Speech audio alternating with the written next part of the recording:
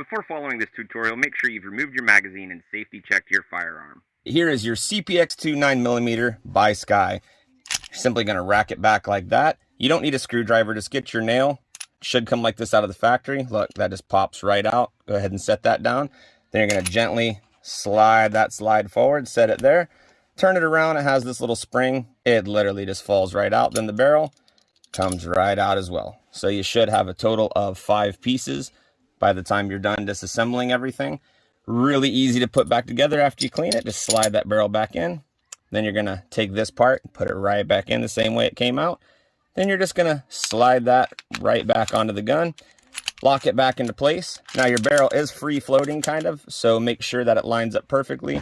Get your pin just like that, drop it in, then gently push it until it lines up like that, and then push it till you hear a click. Hear that? We are good to go. And that's how you take apart the Sky and reassemble it in seconds without any tools.